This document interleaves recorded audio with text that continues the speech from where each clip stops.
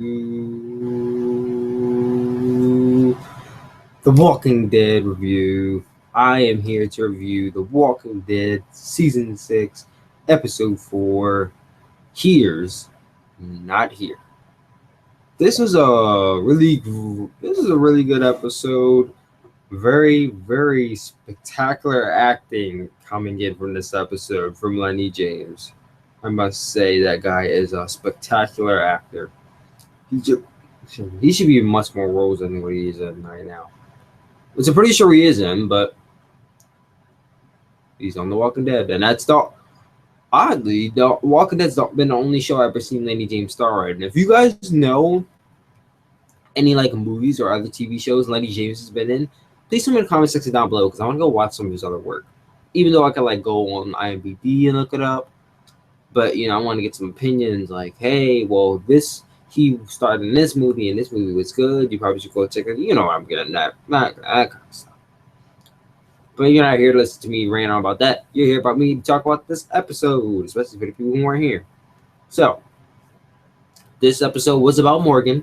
We saw Morgan and no one else from the main cast, no one else from the main group, just Morgan. So, it was a then now episode. We started off with Morgan being in the now, talking to Carol about how she doesn't have to kill, and she says, "Of course you do." This is a flashback to episode 2 when Carol was going around on a killing spree, killing people, and Morgan was refusing to kill people. And we find out why he wasn't killing anybody in the episode. So we go to now. Morgan's talking. It appears that Morgan's talking to someone, and we don't see who it is. We're seeing it from their view, but we don't see who he's talking to. Then we go back to them, and then this is Morgan probably around season 3-ish. He's out where he was hiding out by Woodbury, where the governor is.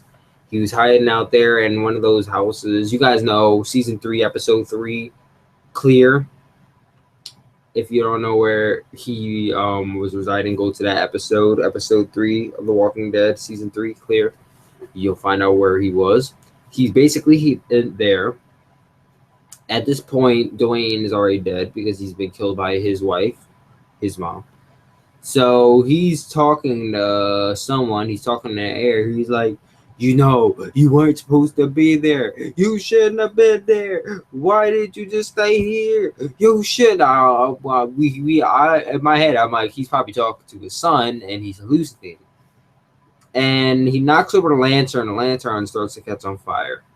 We see words popping up. It's like, here is not here, and clear is there, and you're not something, and something. There's a lot of words on the walls that he wrote, and he's still yelling into the air. You shouldn't have been there. Why were you right there? So then we get on to the main title sequence. Morgan, he leaves the place. So basically he has to leave it because it burned down. And he's walking. Sees a few walkers. He didn't shoot him. He just knocks them out. So he has this really good idea. He intends to stay the night outside. So what he does is he gets like a lot of sticks, start to shape them up into like this sharp point on a rock, and stands them up in the dirt. So that way, if any walkers come by, they walk right into it and they're penetrated by it. I think that was probably one of the more smarter decisions anyone Walker has made, except for Carol. Most of Carol's ideas are awesome. Can't get me wrong there. So he set it up. It's successful. Any walker that walked into it, they walk right into it and they got impaled. So Morgan's walking. He's walking down. Some people start following him. And he already knows that these people are following him. Why did he follow them? I don't know. We'll never find out, because as soon as he saw them, he had this really long stick, and he just stabbed the guy right in the neck with the stick. I was like, oh my Jesus. Like, he straight up got this long stick, probably like this wide, maybe this wide. I don't know how wide it was. Pause. This wide. It was this wide. Right to his neck. And then the other guy who was there, he got strangled to death by Morgan. So Yeah, Morgan killed 2 innocent people for no reason.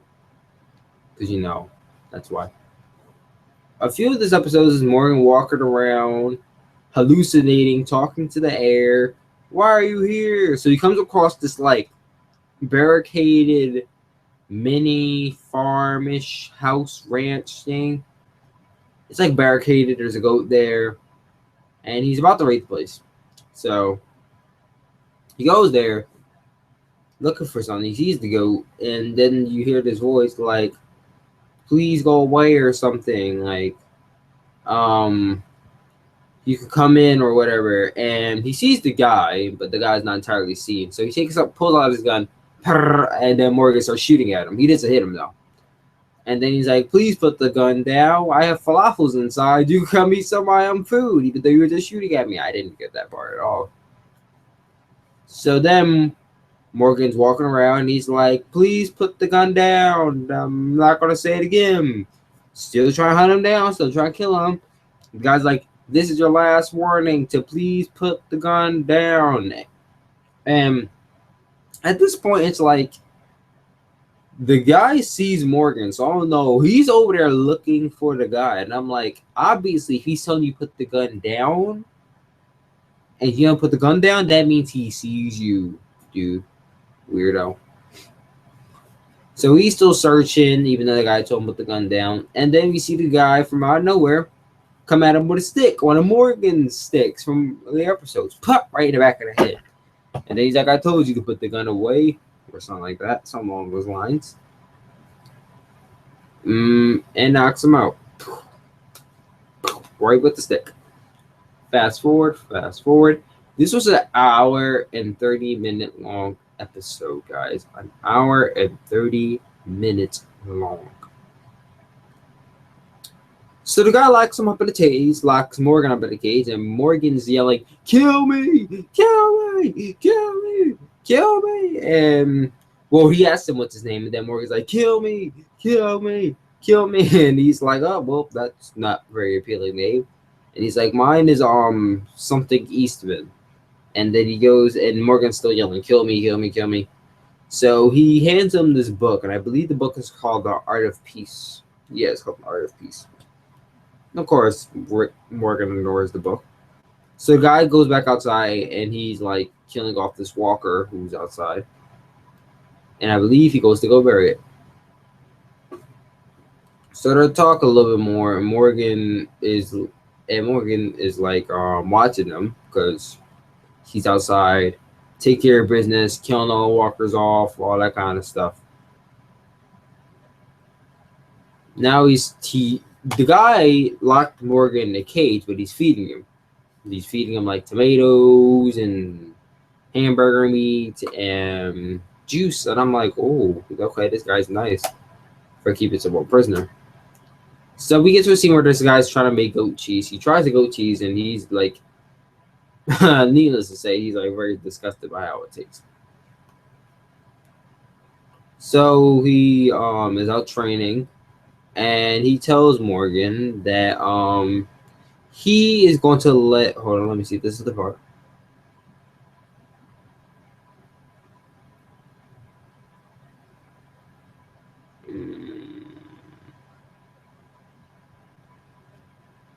They're talking, really doesn't matter too much.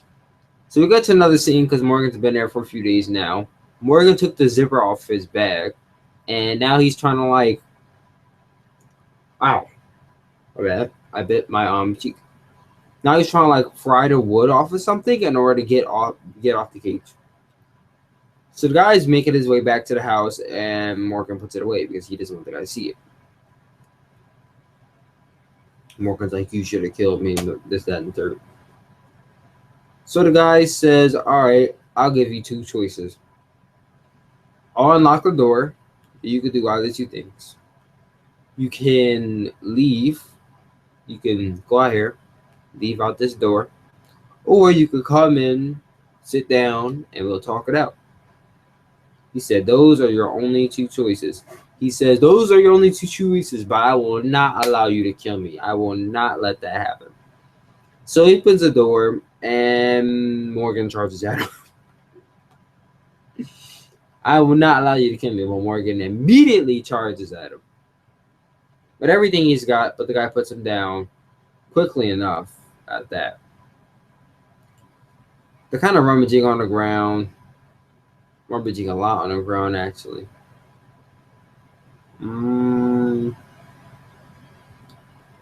This guy was talking about his past a lot. Talking about how a guy came in. Nah, was it at this part or was it at this part? A lot of this was just like stories from the guy's past and whatnot. This episode was kind of revolved around Morgan and Morgan trying to finding like his new self. So the guy's talking to him, and at this point he instead of locking the cage back, he leaves the cage door unlocked and leaves the door open for Morgan to leave whenever he wants to. And once again, the guy's like, I will not let you kill me. Morgan doesn't go kill him, luckily enough. And he sees that the guy's goat is about to get attacked by some walkers. And Morgan goes out there and stops the walkers from killing the goat. Good guy Morgan. Yeah, everyone likes good guy Morgan. Because the guy left. I must say that. Eastman left. And he takes the goat inside. Yeah, Eastman left to go bury some dead bodies because life is precious to Mr. Eastman. And Morgan actually looks into his book that he gave him, and he learns about Aikido. And Aikido means not to kill, and it's basically like a fighting style that's used when you're fighting with a stick. A really long stick that Eastman was teaching Morgan about, teaching him about Aikido and stuff. And this episode kind of just talked about that, elaborated on it more. There's a part where the guy talked about this guy came in, and I will let you guys hear for yourself. Can't even remember these things. But right then, I knew that Crichton knew that I knew exactly. Oh, okay. Hold on. I think I'll go back a little bit more.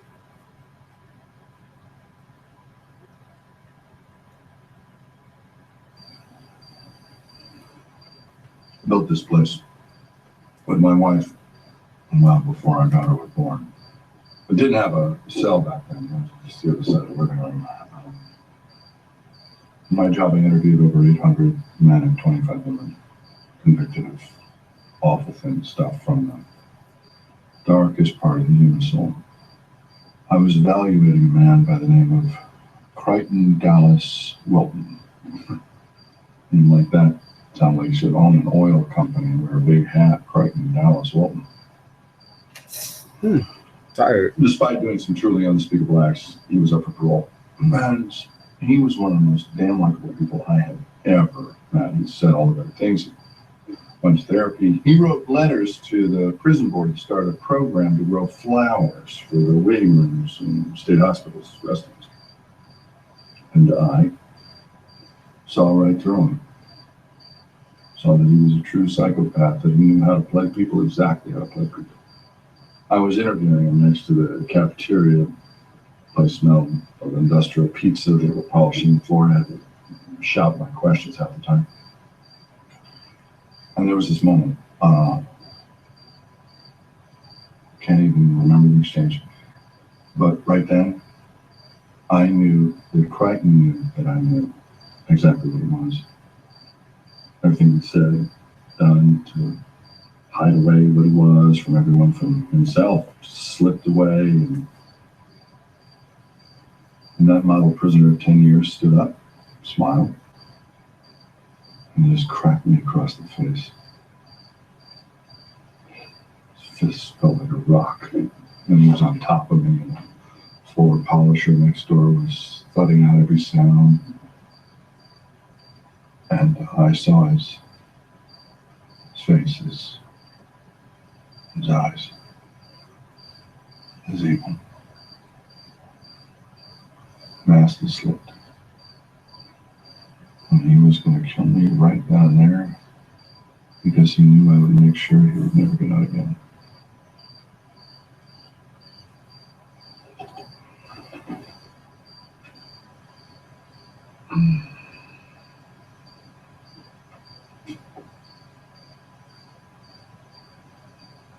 Armbar counter. Okay, so basically he was talking about how this guy basically he was evaluating him and he saw past all his lies, and that guy's like, oh, okay, well, if you're not gonna lie for me and tell me that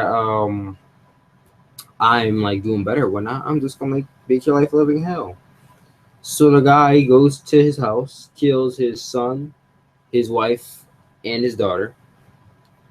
And Morgan asked, "What did you do to him?" And he said, "Nothing, because I believe all life is precious." And Morgan's like, "After all he did, he killed your wife, he killed your daughter, he killed your child, and you don't want to get any revenge on him at all."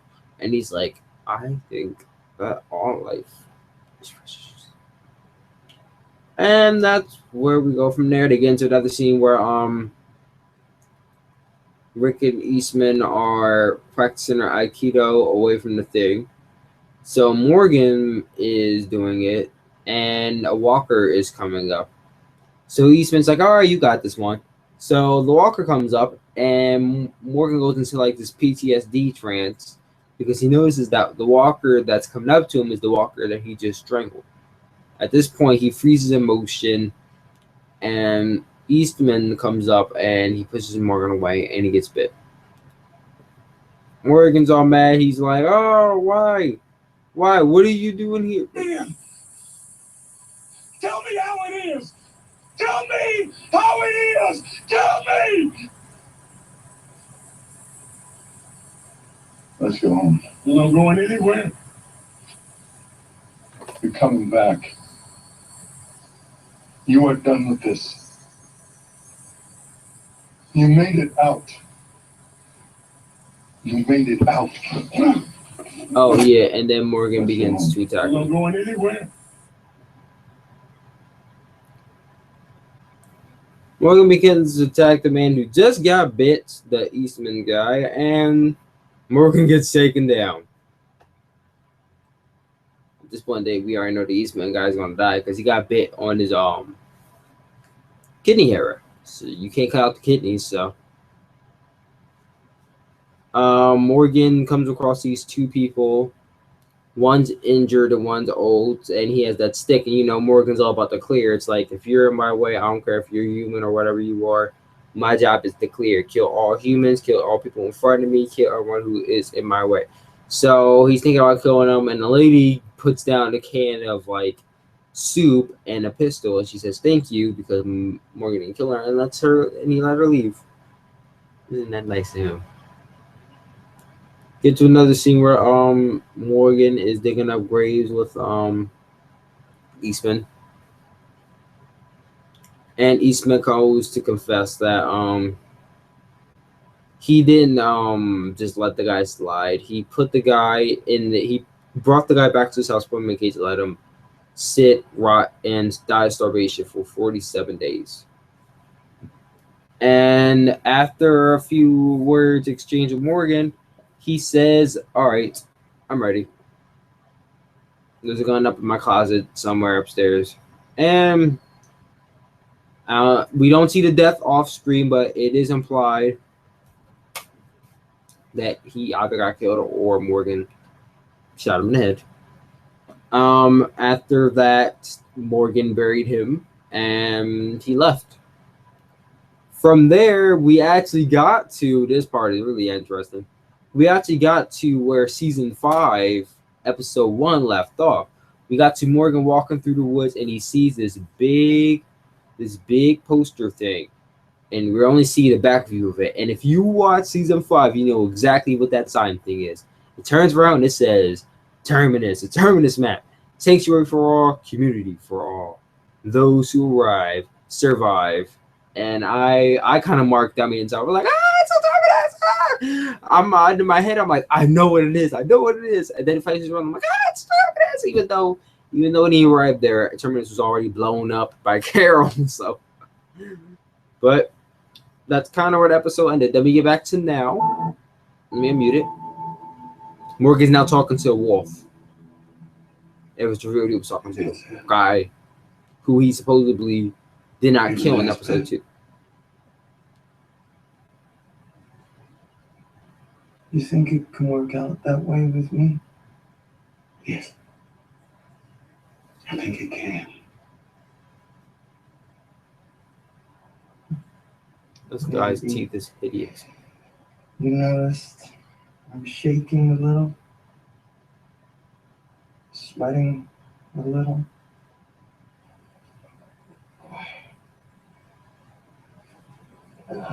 He feels that he got bit. I saw how settled this place was in the pictures I found. I thought maybe there'd be something here.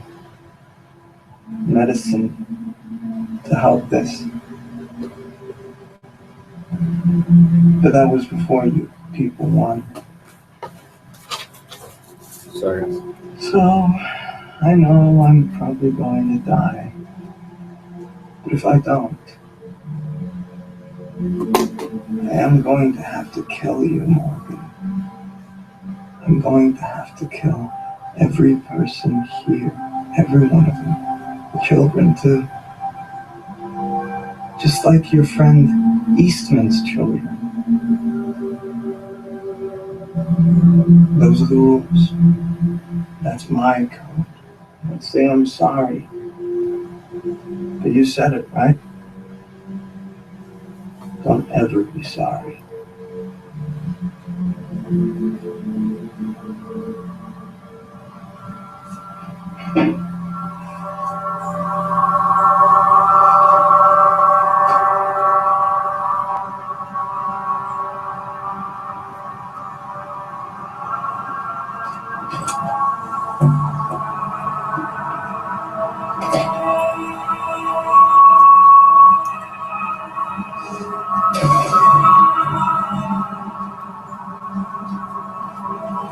So Morgan's inside like this little thing in like this little house in Alexandria, and he has the guy tied up, and that's what the guy says.